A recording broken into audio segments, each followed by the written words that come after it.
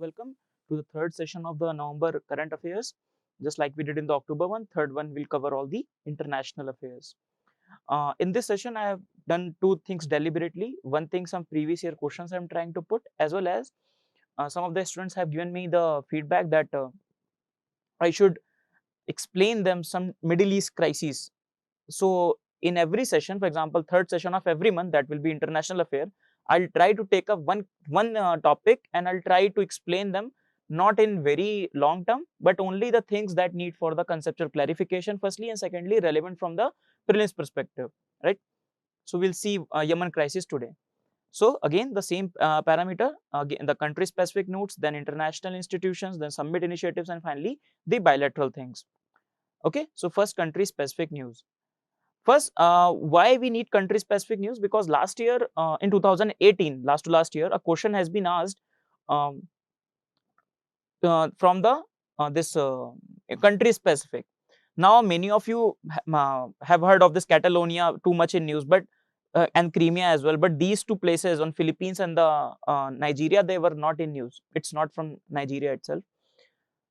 So, international affair is not only important from those that question based perspective, but also the mapping area is also very important because it becomes very important, right? And that is why these country specific things become relevant, and so the very relatively tricky question. So the first thing is H1B visa. Now H1B visa is from the US, everybody knows. So it's a non-immigrant visa that allows American companies to employ foreigner workers to in the specialty job that needs technical expertise not available in the US. For example, my friend had a graduation with me in IIT Roorkee. Then he went to US, so he went with the H1B visa, right? So the other name of the visa is H4 visa, and which is for the spouses of all type of H1B visa holders. So the spouses and their children under the age of 21, they do not get the um, same visa, H1B visa. They get the H4 visa, right? So there is a stress. You may be knowing and reading in your newspaper that too much stress on H1B visa. The US, the America First policy of Donald Trump, trying to put more and more jobs of the American in the American companies. So they are trying to come up with a bill on immigration that seeks to prohibit companies from hiring H1B visa employees if they employ more than 50 people in USA, and if 50%, more than 50% are these H1B visa and L1 visa holders. With respect to India, around 70% of the H1B visa, the applications are from India, and that is one of the problems currently, one of the problems going through in India-US relationships. While I am recording this video, Mr. Donald Trump is in India on this visit, first state level visit of Donald Trump to the India. Right, yesterday he had a speech in Motera. Today he'll be visiting Rashtrapati Bhavan. Okay. So what is this L1 visa? So just to reiterate, because in UPSC they can ask these visas, different visas. For example, in Australia there is one visa very famous, 458 visa. This L1 visa is from the US, so it's a US for the purpose of workers in L1 status. So it is basically a short term. It's a non-immigrant visa valid for relatively short period of time, and it varies. For example, for Iran national it is 3 months, and for India, Japan, Germany for 5 years. What you need to remember that H1B visa, everybody knows US. H4 visa, you can forget. L1B visa, very high probability of not able to remember from which country it is. So it is also from the US. Next, we're going to see Riyadh agreement. Riyadh, the capital of Saudi Arabia.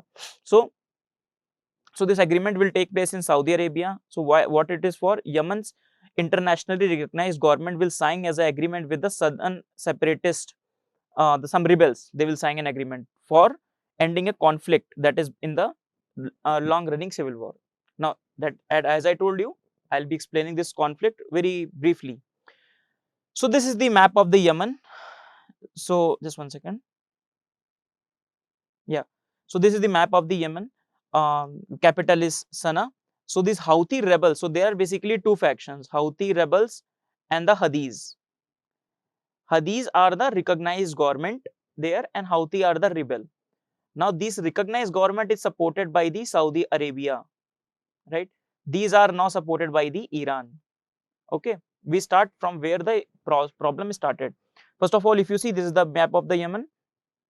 This is the area controlled by the Houthis, and they control the capital for now. However, majority of the area is controlled by Houthis for now. And you can see in the wake of this civil war, these Al Qaeda, ISIS also having their presence in the Yemen, right? That is why it becomes a potentially international crisis.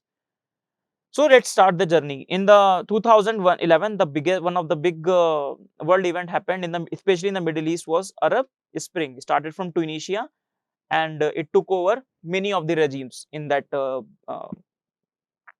Western uh, African and this North Africa and this Middle East countries.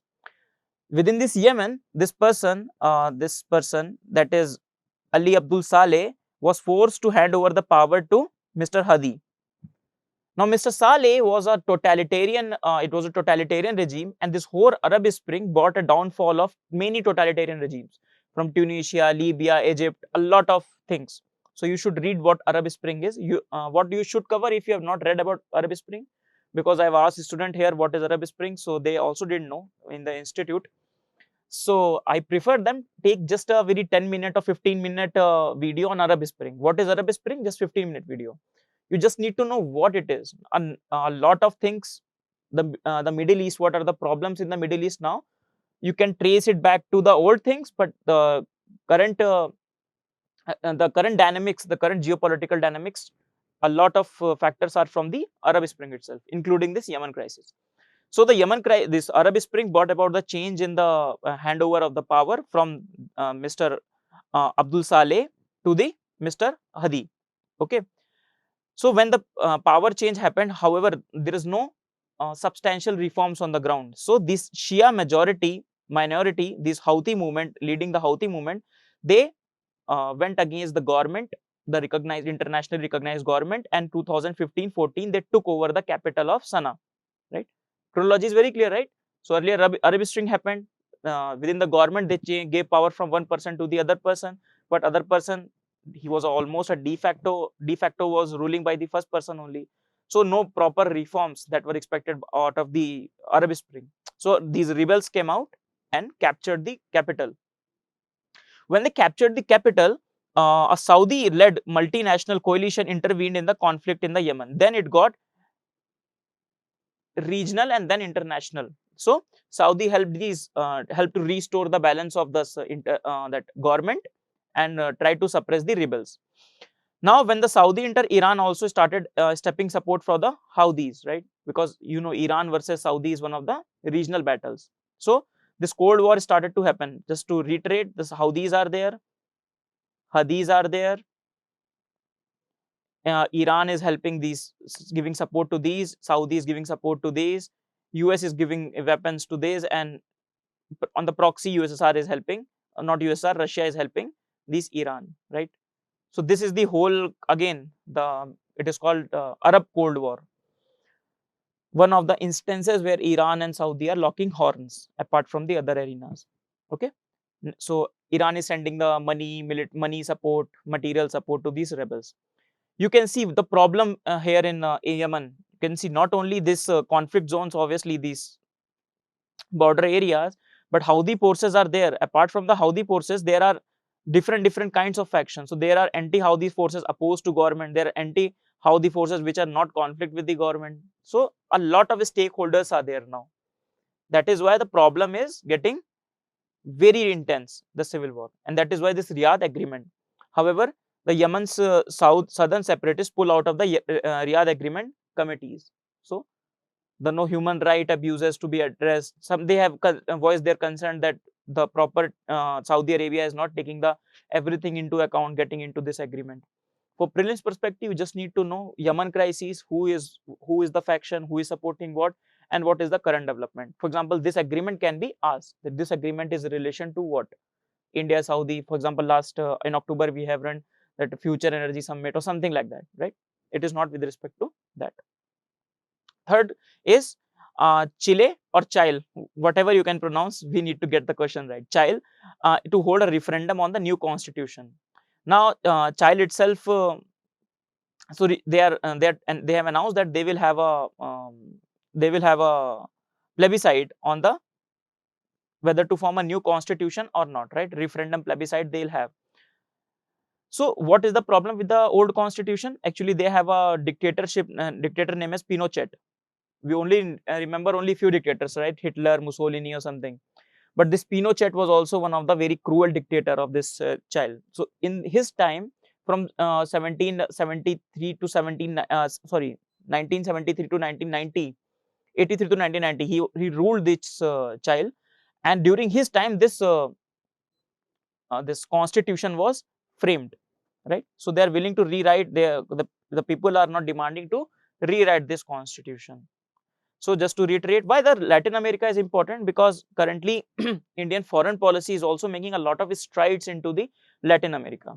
Latin America has been an area where the Indian foreign policy's next frontier, it is said, or the last frontier, because Africa we are doing well, in the North America we are doing well, but in the Latin America we are not doing really well.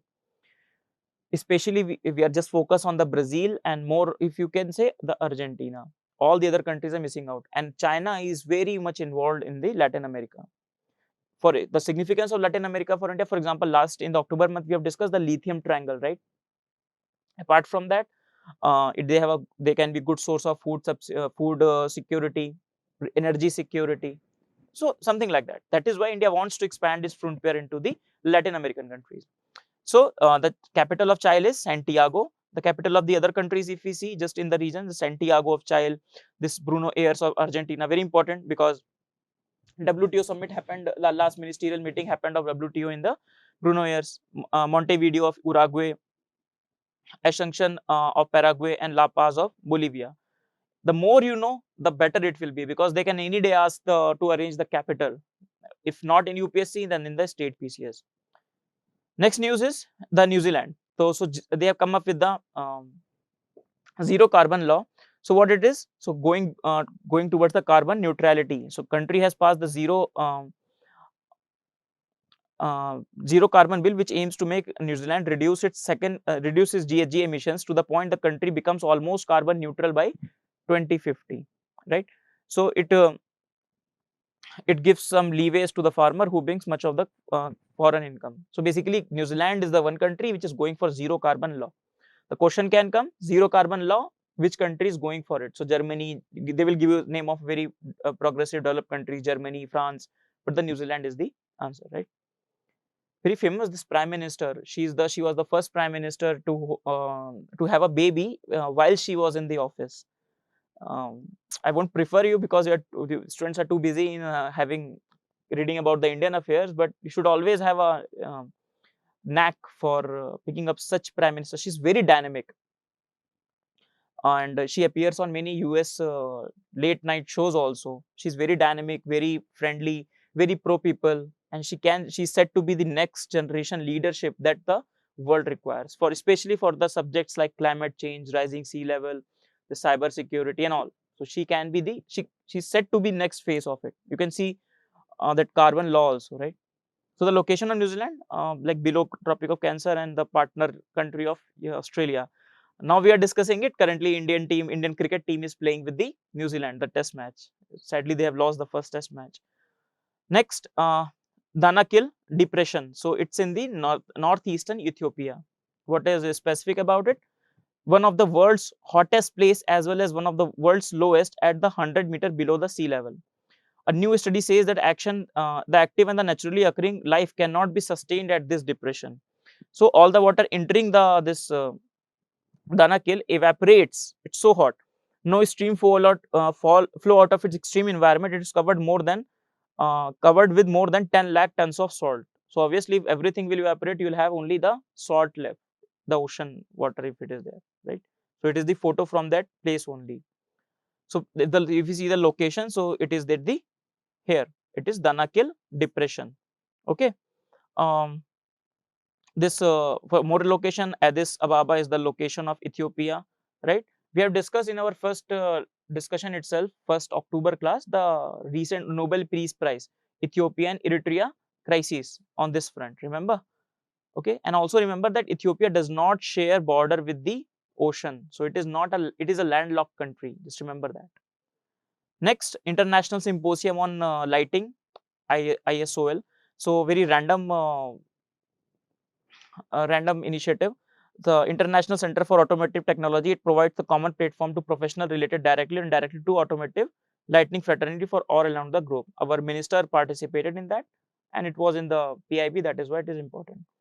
So we had the country specific news. Now we'll go to the international institutions. Before going that, first institution that we're going to cover is BRICS, because in November BRICS summit happened. 11th BRICS summit happened in Brazil. So first of all, the UPSC has asked so many questions on the BRICS itself. For example, in 2016 they have asked with respect to New Development Bank and compared it with the New Development Bank and both the question New Development Bank. So their headquarter and which is set up by APEC. So it is very easy questions. And also the questions on the international affair, if you see in the current affairs, are very easy. You just need to have a shallow knowledge. You need to have a wide horizontal coverage, but vertical depth is not too much required. Next is with respect to BRICS. So with respect to the summits, they have asked in 2014. Next, the Fortaleza declaration. Fortaleza is in Brazil. So they have asked it is related to which organization? To it is BRICS. So just wanted to tell you that BRICS is a very important organization from UPSC perspective. Not only from UPSC perspective, but also why from UPSC perspective we can say because of the global implication of the BRICS. BRICS countries are posing a great challenge to the Western world itself. The whole point of BRICS is presenting challenge to the global institution, the global norm set up by the Western countries starting from the Bretton Woods Conference, right? So that is more of a main stuff. For prelim stuff, we'll see that in the mains classes. So for BRICS, it was formed in 2006, an acronym given by the Goldman Sachs, this BRICS acronym. So acronym for the group of world's leading emerging economies, that is Brazil, Russia, India, China and South Africa. So they meet annually. Annually there are meetings. First summit happened in the Russia, and after South Africa did not join at first. Later on it joined. So these are the 5 leaders. So you can see what is the significance of the BRICS country. You can see itself. The population around 42% of the world population, 20% around of the world GDP, right? And 25% of the world's area, 25% of the world area. When you have China, Russia and India itself included, a lot of area they cover. So as a group, they itself have a very large importance, right? Currently the people manning this countries, for example, Narendra Modi from India, Vladimir Putin, they will remain constant in Russia. Similarly for Jinping. And in Brazil, recently a change happened after the election. Bolsonaro has become the president. And similarly for South Africa, current president is Ramaphosa. So respectively, Mr. Ramaphosa and Mr. Bolsonaro were the Republic Day head in 2019. Just one second. In 2019 and 2020. So in 2019, South African president was the head and was the chief guest at the Republic Day. And at the 2019 recently happened, Mr. Bolsonaro was the chief guest. Now that itself goes to show the importance India is placing for the BRICS. India has a very large stakes in success of the BRICS. Though it contains India as one of the adversaries to so as to say the China, but still India wants it to succeed. So 11th BRICS summit, it happened in Brazil. So led to Brasilia declaration. So theme of the BRICS summit was economic growth for an innovative future. It was 6th time Modi will be participating in the BRICS summit, his first being in the Fortaleza, also in Brazil in 2014, right? Many a time these BRICS summit do not happen in the capitals. For example, India, it happened in Goa. So that is why sometimes it becomes, for example, you need to know the Fortaleza in which country first of all, and there which summit happened. So Mr. Modi tweeted also, he met Mr. Bolsonaro in the Brazil, right? Now coming to the different aspects of the BRICS, I'll cover majority of the aspects of the BRICS. First, New Development Bank. So it started in 2014-15, formerly known as the BRICS Development Bank. Now they have changed it to New Development Bank. So all the 5 countries are part of it. Remember, the headquarter is in Shanghai. Now confusion can be there, the headquarter of NDB versus the AIIB. How to remember? For example, its headquarter is in Shanghai and its headquarter is in Beijing. So many times, for example, I myself used to get confused that how to remember the headquarters. We know everything, but we can miss out on the small details. So my friend told me many tricks. For example, he said the NDB is for BRICS. So BRICS from S to S Shanghai, you can remember. Myself have formed a trick. For example, AIB is the big one, right? AIB has a bigger size than the NDB. You knew it by logic, right? We'll cover AIB anywhere, somewhere down the line. So big means from big to Beijing. So we can make some acronyms like that so as to remember it. Next, the features of NDB. First, primary focus is on lending on the infrastructure. Unlike the World Bank, so NDB is also challenging the world institution, as I told you in the starting. World Bank, like World Bank, IMF, which assigns the vote based upon the capital share. So World Bank gives the voting power with respect to the capital share. Here each participant will be assigned one vote and no country will have the veto power. So in the NDB, there is no veto power to any country. Bank shall support public and the private projects through loan guarantees, equity participation and other financial instruments. First regional office will be at the Johannesburg and the South Africa, right? So with respect to NDB, first board of director will be, first board of director is regional director from Brazil. First chair of the board of governor from Russia. I don't have to remember this. Don't have to remember. You just have to. You can remember because board of director. First regional office is also there in the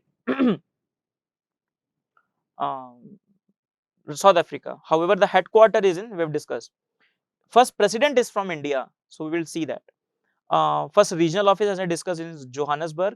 So 50 billion is the initial subscribed capital, and this 100 billion will be its authorized capital. Okay. So KV Kamath is the currently the president from India. Earlier he was a chairman. He was associated with the Infosys. Okay. Next is, so basically this is New Development Bank. Again, just to reiterate with the diagram. So this is New Development. This is the other provision. We will see contingent reserve agreement. So for example, this one is there. This one, BRICS contingent reserve agreement. So basically it is for the, yeah. So BRICS nation agreed, signed the BRICS contingent reserve agreement arrangement in 2014 as part of the Fortaleza declaration at the 6th BRICS summit.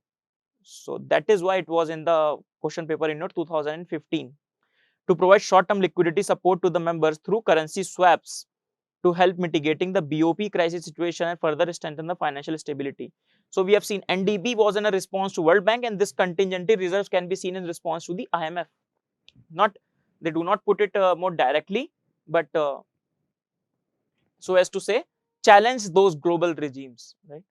So when we write about the challenges to the global norms itself, these institutions that are coming up, they are making a challenge to them. Details: initial total committed resource of CRA shall be $100 billion. $1 billion. It will contribute to strengthening the global financial safety net and complement the existing IMF. So formally they say that they are complementing IMF, but they want the reforms in the IMF and the World Bank itself. For example, the head of the World Bank is usually from the US, and the head of the IMF is usually from the Europe countries. So the developing country, which are having, as you can see, 42% of the population, 20% of the world GDP, they are saying we should also have the say in the decision making in this global institution. So with these arrangements, they are coming up with they are challenging those institutions.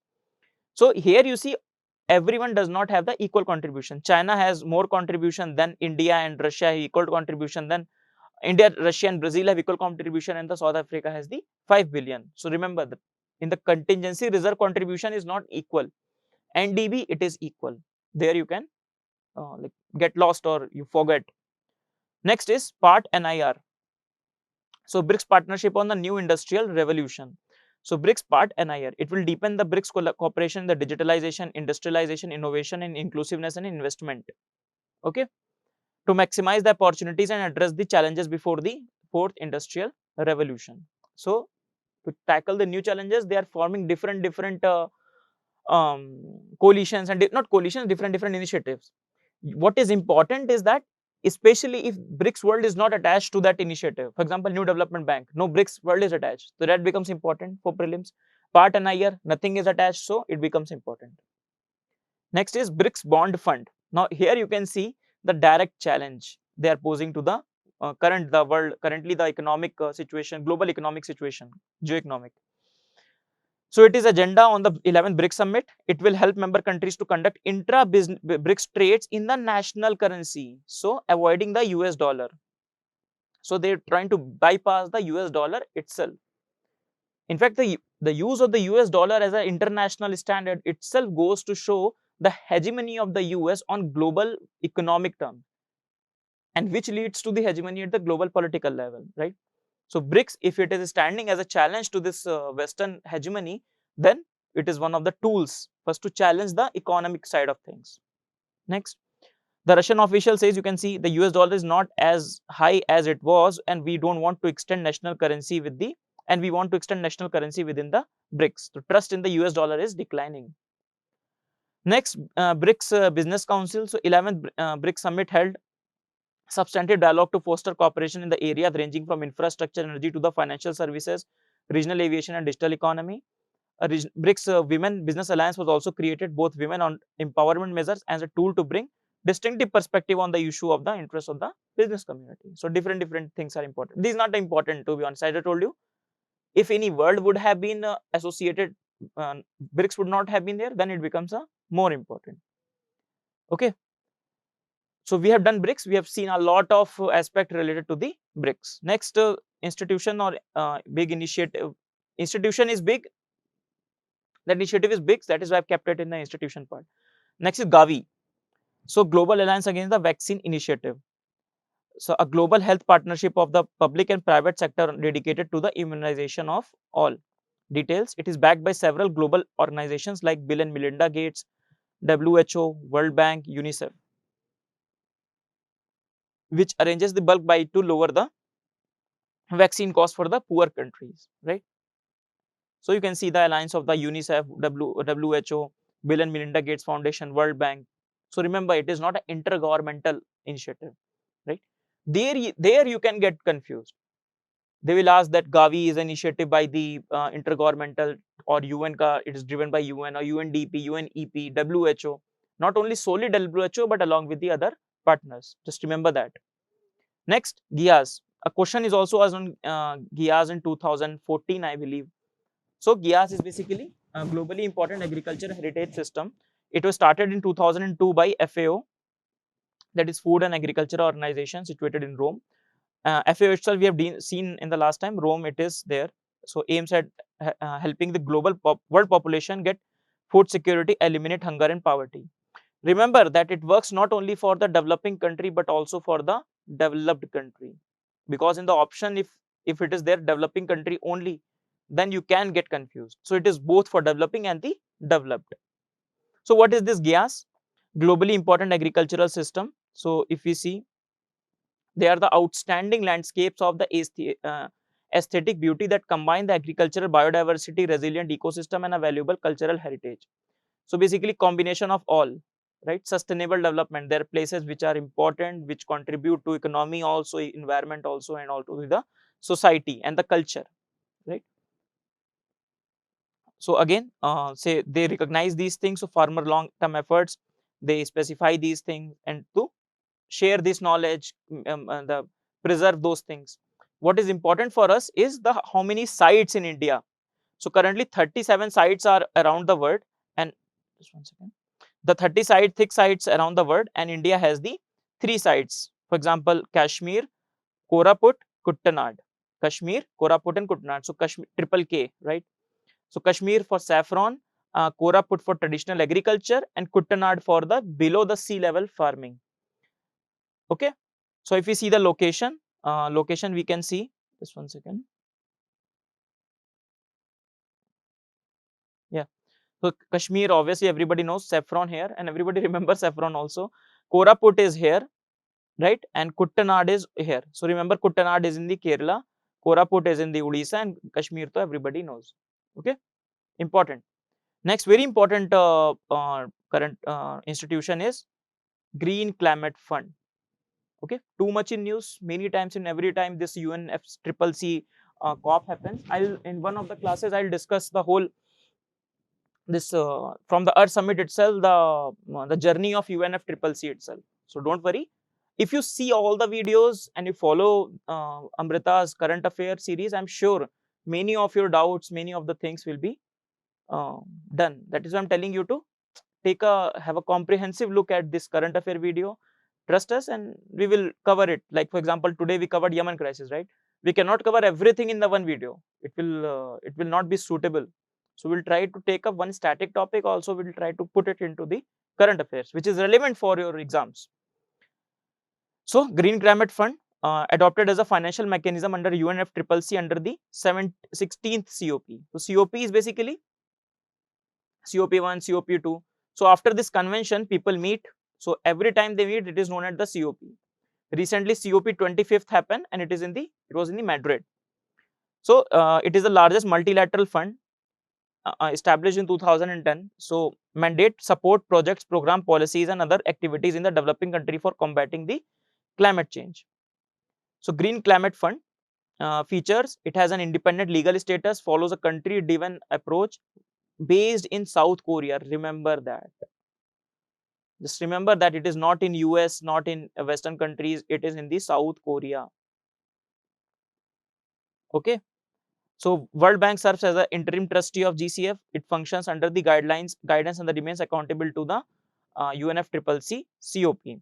Current status, that is the problem. They have, for example, they were supposed to collect this $100 billion annually to the developing countries according to this agreement. So in 2000 country, they have published a roadmap also for this developed countries. So developed countries were supposed to put money into this fund, but however, the money has not been there. The Green Climate Fund is said to be one of the failures of the one of the instances where the global developed country failed to uphold their commitment, right? So what are the issues also? Not important from prelim perspective, but definition of the climate finance is very imprecise and incomplete. There is no clarity on whether the developed country's commitment to provide funds meet fund committed or those that are made to the intended recipient. So basically what developed countries do, for example, everywhere they help. So the problem of double counting. For example, they helped India in something. So they want that help. For example, they helped India for $1 billion somewhere. So they want that to be counted in the Indian ODA also. They wanted to be counted in the Green Climate Fund also. So the problem of double counting. So that is one of the big problem this climate finance is facing. India's case. So India is who is the designated agency. So nationally designated authority is MOEF-CC, Ministry of Environment, Forest and the Climate Change. NABARD has been accredited by the GCF as one of the national implementing entity. So don't get confused. Then remember the name NDA, that is nationally designated authority. So it will be the nodal authority, and who will implement these things? That is NABARD. Remember? Okay. So that is what it is showing. So far, pledges stand only for $6 billion. It's old news, but very less overall. Very less funds have come, which has been promised by the rich undeveloped countries. Next program, we're going to see South Asian Seas Program. So basically, it's a regional agreement adopted in 1995 among the 5 maritime countries of South Asia. So 5 countries which are India itself, Sri Lanka, this is Maldives number 3, Pakistan number 4, and Bangladesh number 5. Okay. So South Asian Seas Program is by these 5 countries. Is a part of the global regional seas program established under the auspices of the United Nations Environment Program. Remember that. So a big program is the regional sea program by UNEP. Within that, there is a South Asian program, which is agreement between these 5 countries. It aims to protect and manage the marine environment and related coastal ecosystem of the region. Secretariat of this sea program is SASEP, one organization that we're going to need next, SASEP, this one. First of all, this South Asian Sea Program directly taken from the website itself, right? This one, South Asian Cooperative Environment Program. So SASEP, it is the Secretariat of South Asian Sea Program. Okay, so it itself was established in 1982 before the SAARC came out. So just remember, compare. Right. One thing I can give you that read difference between SAVEN versus SAARC versus the this SASEP. Okay, so it's an intergovernmental organization established in 1982. Member countries are Afghanistan, Bangladesh, the same membership of SAARC 1, 2, 3, 4, 5, 6, 7, and 8. All the 8 countries of SAARC. Right? I hope you remember the 8 countries of SAARC. Right? Very important. To promote and support protection, management, and environment of the region. From the name itself, South Asian Cooperative Environment Program. So they will do something. They will cooperate with among themselves for the environment. So SASEP is an intergovernmental organization established in 1982 by the government of South Asia to promote and support protection, management, and enhancement of the environment in the region. Right? Next is Alliance for Multilateralism. So from the name itself, that the countries which believe in the idea of multilateralism will come forward and they will discuss the things that to be discussed at the multilateral forum. And there is not only trade, but also many things. Trade, you should have a list like that. Climate change, terrorism, cyber warfare, space, protection of the outer space, securing the sea of the security of the seas, freedom of navigation, right? Antarctic. So there are, apart from that, there are many issues which require global cooperation, right? For example, diseases. For example, currently we are facing the outbreak of coronavirus. So there we require a multilateralism, multilateral platform. Trade is only one aspect of it. I'll say a big aspect, but a important aspect of it. So launched by Germany, it's a loose group of nations work to boost the international cooperation to tackle the global challenges like disarmament. Yes, nuclear disarmament is a challenge, digitalization, climate change, and as the other I told you, India is a part of this. Okay. Next is Mercosur. So officially name is Southern Common Market. It is a South American trade bloc established by the Treaty of Assumption. We have seen that, right? In 1991, and protocol, you no need to remember this. 1991, it was established. Full-time member are these 4 only: Argentina, Brazil, Argentina, this Paraguay, and this Uruguay, right? These 2 and this one. Okay. So what with respect to India, India and Mercosur step efforts to expand trade pact. Currently, India is having a PTA, preferential trade agreement with the PTA. As I told you, as India is trying to improve its footprints into the Latin America, so one of the ways is by Mercosur. Next is UN Habitat. So it is the United Nations Agency for Human Settlement and Sustainable Urban Development, established in 1978 as an outcome of the first UN conference on the human settlement and sustainable urban development. You just need to remember that UN Habitat is a UN agency. 3 conferences happened: 1976, 1996, and recent one in 2016. Okay, so in the latest one, first one happened in Vancouver. So mandate is to promote socially and environmentally sustainable towns and the cities. Okay, so in the recent one, they have adopted the new urban agenda. The realities from 1996 to 2016 have changed, right? In the last discussion itself, I've told you that urban areas. In yesterday's discussion, the last government scheme discussion, I discussed that one of the issues with respect to the climate change is that urban areas are facing, they are the source of the global economic growth as well as the many of the problems of the climate change, right? Next, Human Rights Watch. So it's an NGO which is based in the New York. I'll try to cover many of the NGOs, for example, Transparency International, Amnesty International. Many a times in the state PCS or in the UPSC, they have asked question. Doctor Without Border, they have asked. Reporter Without Borders, they have asked. So they can ask question. If they go to the next level, they ask what is their headquarter. No, not more than that. Any report they publish, for example, Transparency International publishes Corruption Perception Index. So that is also becomes relevant. Okay. So we have seen 2 parts. First, we have seen the country level information, and then we have seen the international institutions. Now we're going to see summits and the initiatives. Now, before going to the summits and initiative, first we'll see previous year questions. I should have done it in the October month itself, but I want to tell you that these, as I told you, international relations are very shallow level, right? In 2017, 18, 19, they have asked very random questions with respect to different alliances, for example, this one, Global Climate Change Alliance. Second one, Global Infrastructure Facility, right? So, I'm saying that these were not too much in news, but they have asked on these questions. So that is why you need to take care of this different international. For example, we have seen Gavi and all this, right? So I just want to give you, these are the 2017 questions. I just want to give you an example that why these are important, why you should not ignore these, right? So first thing we're going to see 16th India ASEAN Summit. So held in Bangkok, Thailand, the chaired by obviously the Prime Minister of Thailand. So outcome of one of the outcome was India decided not to go ahead with the RCEP. First, the ASEAN, we will see ASEAN in detail, the origin of ASEAN. One organization on the every one or two organization every month we will try to take up, right? For example, today we have taken BRICS, right? For example, the 10 countries are from Myanmar, Thailand, Laos, Vietnam, Cambodia, Malaysia, Singapore, Indonesia. One time they have asked Java and Sumatra, right? Remember? Next is Brunei, Philippines. So these are the 10 countries. Started in 1967 with only around 5 or 6 countries. I'll discuss in detail about the ASEAN. RCEP, so it was an agreement between the 16 countries. It is an agreement, in fact, 16 countries.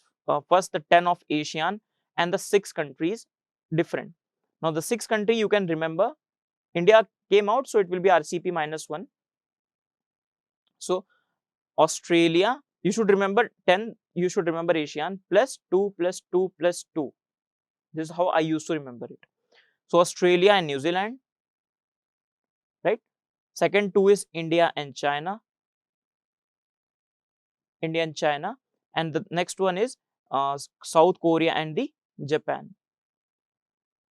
So I used to remember is 2 plus 2 plus 2. So countries which are close: Australia, New Zealand, India, China, and South Korea and Japan. And India is out, so India will not be counted. So recently, what happened along with the ASEAN summit? This also happened: Asian Defense Ministerial Meeting plus Sustainable Security. So what is the idea behind this ADM plus plus? So more importantly, along with the ASEAN summit is not very important, but this becomes important because in 2018, I think all the ASEAN countries were all the head of the states. All the head of the states of this ASEAN were invited for the Republic Day parade. And Republic Day parade chief guest becomes important from the mains perspective and also from the prelims perspective. All the initiatives for that particular country, what are the problems, what are the challenges. So to promote mutual trust and confidence through greater understanding of the defense and the security challenge, as well as enhancement of transparency and openness. So good things we will do. We will go for transparency, confidence, freedom of navigation, and all this. 6th meeting took place in Bangkok. India attended the meet. So our defense minister was the part of this this defense ministers meeting place. So obviously defense minister will be taking part in it. Okay. So it is consistent with the this principle, guiding principle, ASEAN defense minister meeting. So earlier they used to have meeting only with themselves, only the 10 ASEAN ministers. Then they have gone for ADM plus. So include also their 8 partners. We'll discuss that. So it's a platform for ASEAN and its 8 dialogue partners to strengthen the security and the defense cooperation. The 5 areas of practical cooperation are maritime security. Maritime security becomes very relevant with ASEAN because now India and also ASEAN, they have realized the ASEAN centrality. This question can come itself, that what is ASEAN centrality? So ASEAN centrality means that the ASEAN countries will be central into the whole idea of Indo-Pacific. The whole construct of Indo-Pacific, how it is being framing, the ASEAN themselves has said the ASEAN centrality will be there. And this idea of ASEAN centrality is in correspondence with the Indian idea of Indo-Pacific. India also sees ASEAN as the central to the success to the idea of Indo-Pacific. Right? We'll discuss Indo-Pacific in detail because not in the current affair for now, but last year it was too much in current affairs. Right? In 2013, so they have also taken the humanitarian mine action in this. So objectives to benefit ASEAN countries in building capacity to address the shared security challenges, mutual trust, and all this. Very easy things. Realization of ASEAN security community. So they are trying to make a security community, a next level engagement with all the ASEAN countries. Uh, uh, Vientiane action program to facilitate the implementation of this action program. I don't think it will be asked, but if it is asked, now you have seen the video, just revise the PDFs and you can get it. Okay. So who are these? We have done 10 Asian countries, 10 Asian countries plus 6, remember 2 plus 2 plus 2. So these are the now 6 countries, okay, RCP, and these 2 countries are Russia and the US. So these are 2 more dialogue partners. So it becomes total this ADMM plus. The same membership is also for the East Asia Summit. And we'll see East Asia Summit, the same membership is there. So 16 plus 2, 10 plus 6 plus 2. Remember like that. Next is International Treaty for the Plant Genetic Resource for Food and Agriculture.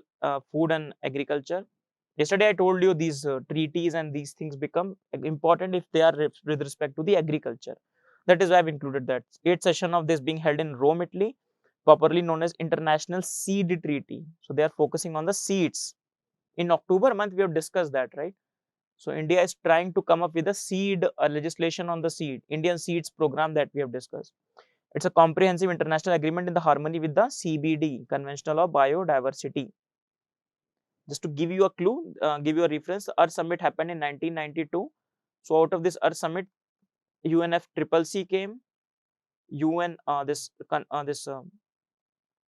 CCD came, United Nation Convention on Combating Desertification came, right? So and also this Agenda 21. So these were three outcomes of this. Okay. So it aims at guaranteeing the food security through conservation, exchange, and sustainable use of the world's plant genetic resources for food and agriculture, as well as the fair and equitable benefit sharing arising from its use. Okay, so that's an international treaty. Why our in the PIB it is was mentioned, that is why we've taken it up. So our agricultural minister, Mr. Narendra Singh Tomar, you should also, that's not relevant from preliminary perspective, but you know the names of your minister. It will help you somewhere. So he said the conservation of plant genetic resources, the shared responsibility of humanity and other things. So he attended this session of the FAO at the FAO headquarter in the Rome. Next is Accelerator Lab. So developed first of all by UNDP. Its chapter is in India. So they have developed this chapter in India in collaboration with Germany and Qatar. So basically what is chapter? For example, McDonald's is a big chain, right? Big food chain. So one of its franchisee, it said, franchisee or chapter is in India. So McDonald's India or Netflix India. Okay. So that is their chapter in this particular country. Chapter comes more in a formal sense, franchisee in a more economic sense. It aims to drive innovation in order to address some of the most pressing issues facing India, including the air pollution, sustainable water management, climate resilient livelihood. Launched in collaboration with the government's Atal Innovation Mission. Okay, so UNDP launches India's Accelerator Lab. Okay, date for development. Do you want to go on a date for development, right? So in the 28th November, they have organized. Next, Global Bio India Summit.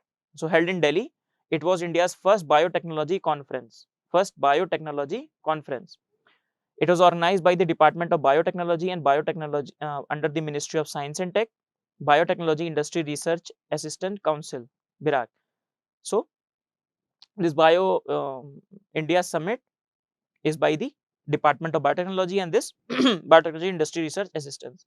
So BIRAC itself, an institution, a non-for-profit public sector enterprise set up by the DBT. Power to transform life. Okay. Last year in the mains UPSC, they have asked questions on two questions on biotechnology itself, the relevance of biotechnology and genetic resources. Okay, so this is the website of the BIRAC. Next, Shanghai Cooperation Organization joint exercise on an urban earthquake search and rescue. So National Disaster Response Force is hosting the exercise. NDRF under the National Disaster Management Act 2005 it is formed, NDRF, National Disaster Response. In fact, India is one of only the country in the world that have very specific force made for the this disaster response. So, at quite a distinction to rehearse disaster response mechanism, share knowledge and something.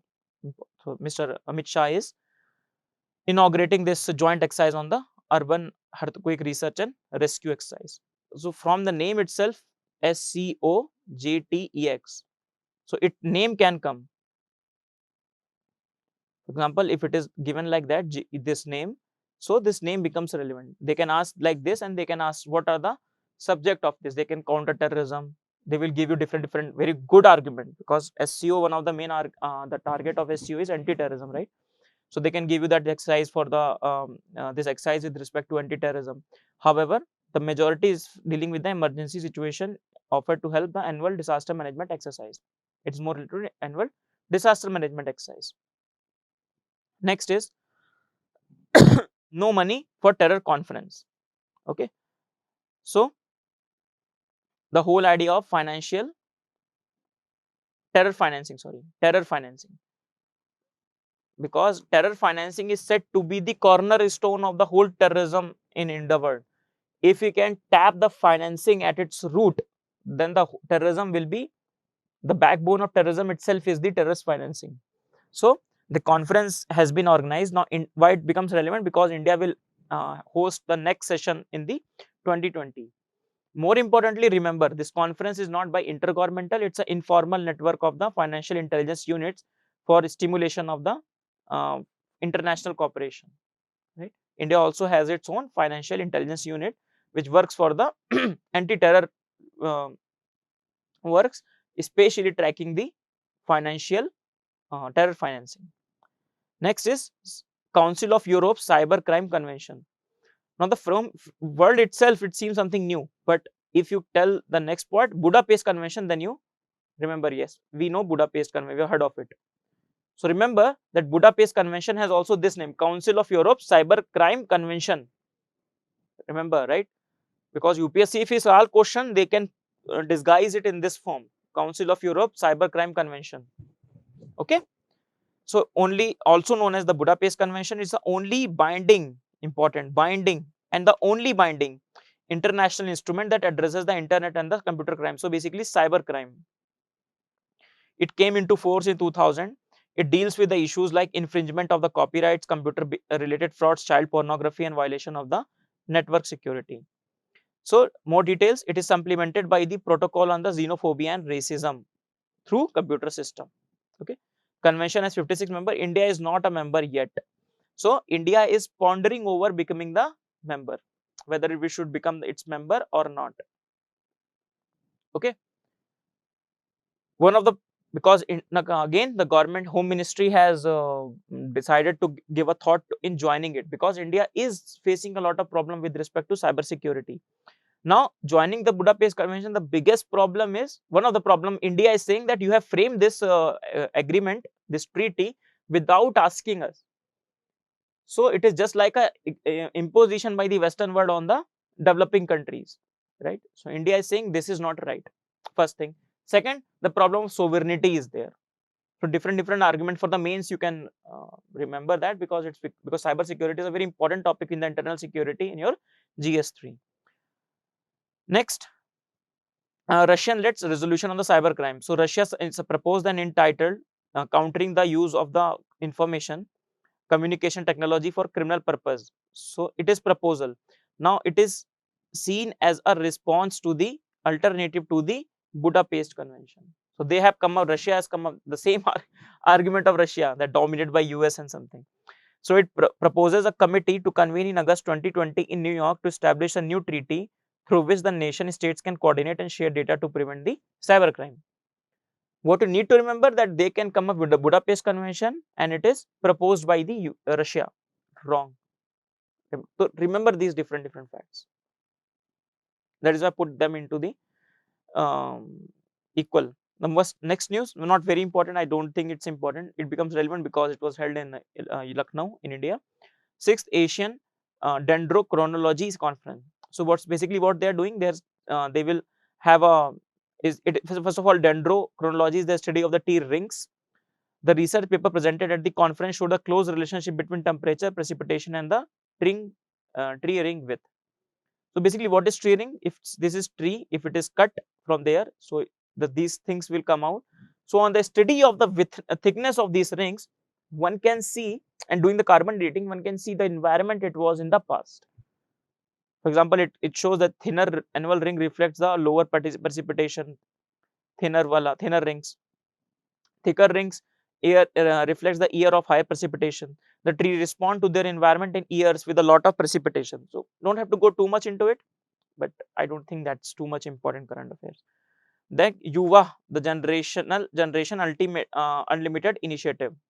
So launched by UNICEF, it brings young people together with private sector, government, international and local organization to tackle the urgent challenge of the investing in their learning and training so that they are prepared for the complex and fast changing world of work and can be active and the engaged citizen, right? So remember that it is a UNICEF initiative. It brings young people together with private sector and international local organization. The challenge of investing in their learning. Yesterday only I told you learning, it's becoming a very buzzword, not only in India but also across the world. World Bank report, Indian reports, the initiatives, so many initiatives taken on, right? So you can say that this is also an initiative in that regard. So now we have seen the three parts of our discussion. The last part, very small, relatively small part, the bilateral relationship. First, agreement on the reciprocal logistic support. Agreement on the reciprocal logistic support. Okay, so remember LAMOA with US, India and Russia are expected to conclude a mutual logistic agreement and 19th India-Russia Intergovernmental Commission on Military and Military Technical Cooperation. What kind of question you can expect? That is why I have put this question here. Recently, India signed a deal known as Action Plan for Prioritization and Implementation of Cooperation in the Nuclear Field. So you can see a long name. Sometimes we ignore, okay, if such a long name is there, why it will be important? No. UPSC has asked this question. This is prelims 2000, prelims CSE 2019 question. Okay. So that was done with Russia, but I'm telling you that is why you need to put to importance on these topics as well. Okay. Next, East-West swap. It's not a current affair, but it was in the news in the newspapers. So East-West swap was proposed in 1960 by Zhou Enlai, the Prime Minister of the China. So India's proposal rejected by India. So what they were proposing that, for example, you can see here Aksai Chin area, and these are the one of the two disputes area. So China was saying, India can take this back. We will uphold this McMahon line, but India should give Aksai Chin to China, right? So it was proposed in, for example, Zhou Enlai has told the Soviet Union ambassador on this 12 days before the China's offensive. Okay, so they talked about this East-West swap, and India ignored it. India said no, we will not do it, and after that the 1962 thing happened. Next we see India-Lankan relationship. So just a very briefly we'll say different parts of it. We will see also the current affair with the facts relevant to this relationship. So India is the Sri Lanka's largest trading partner globally, while Sri Lanka is India's largest trading partner in the SAARC.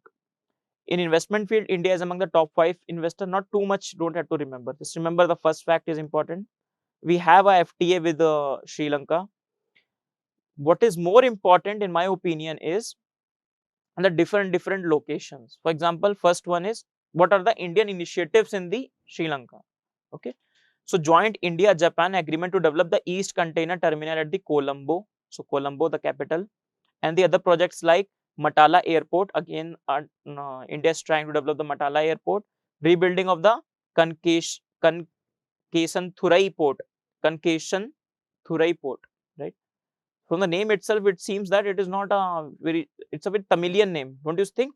Indian Southern. And from there, you will see the location also. And they show the different exercises like Dosti and Slinex. We will see that in the defense portion whenever it comes. So if you have to track that into the maps, remember Hambantota, the Chinese presence. The Hambantota, the Chinese presence, right? very close to Hambantota is Matala Airport. Some people say that Matala Airport is a challenge to Hambantota. However, Matala is only an airport, very small, counter argument to that. And Hambantota is a very big port. So if India thinks the counter argument, that's not my opinion. India thinks that they're countering this Hambantota with this Matala, it's not going to happen.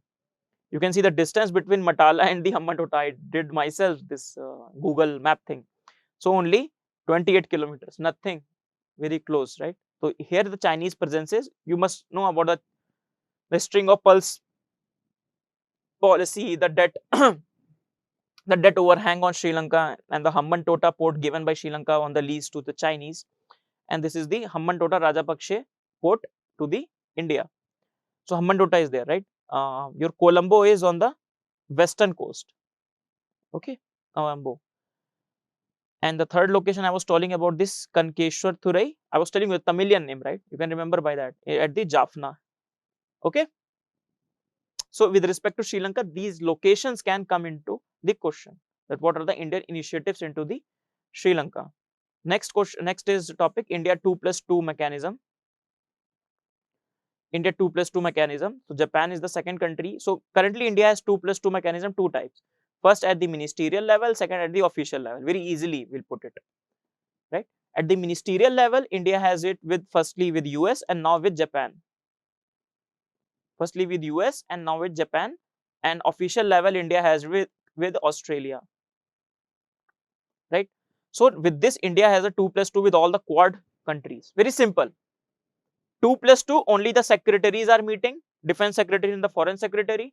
And if it is the ministerial level, then the significance of this 2+2 increased, the relations increased, the significance of the relation increased, and they are making 2+2 as a more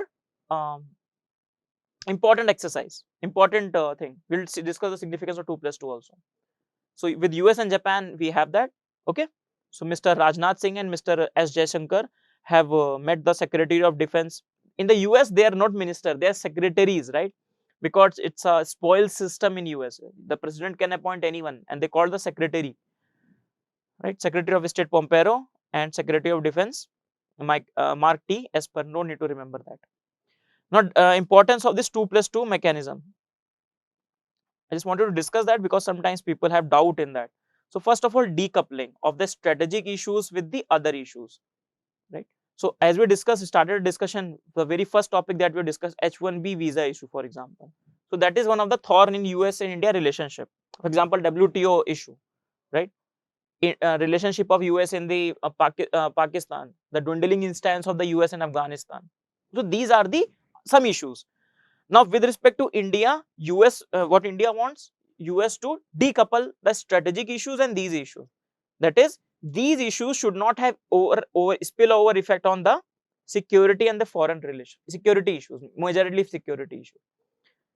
So these issues should go on its own length. For example, India is signing many important agreement with the US, LAMOA, Comcasa and something, right? BECA, we are still in the process. So these issues should go on at its pace, and these issues which have an, problems, they should go on their own pace, but this pace should not affect this pace. So decouple those things, right? Second point, from personal chemistry move to the institutional setup. For example, Mr. Modi and Mr. Trump have more personal chemistry, right? But maybe next year Trump is not selected, or maybe next time Modi is not there, Mr. Modi is not there. Then there should be an institutional setup, not the people driven but process driven. The institute driven things are there, then it will give more reinforcement to the relationships. Next, highest level institutional mechanism, it is there. And lastly, focus, not only focus but also with the follow-ups. If every year they'll meet 2+2 dialogue, so there will be a lot of follow-up, what is being happening, what they are doing, they'll get response from each other. Sir, what happened? You promised that the XYZ is in the last meeting. So it will be a follow-up. It will take the relationship to the next level, right? So that's the end of the session. What we have done in this session is we started with the country specific news that we always do, then international institutions, summits, initiatives and bilateral. One more thing I want to discuss with you, that with respect to this international affairs, as we're discussing, I'll try to take up one big issue. I'll try to take up 2 to 3 organizations per month, and the summits are, so will go as long as we will go. And also I'll take up one bilateral relatively, but only from the prelims perspective, not from the mains perspective, right? Okay, so with this we come to an end of our discussion. I hope you are liking these sessions. Please let us know in your comments that what we can improve, how we can go further, what we should extra include in our classes that can help you in the, because the last thing I included this Yemen civil war only when I got the feedbacks from the student, right? So if you give us more feedback, we will try to improve more and more from the next month. Thank you. See you in the next class.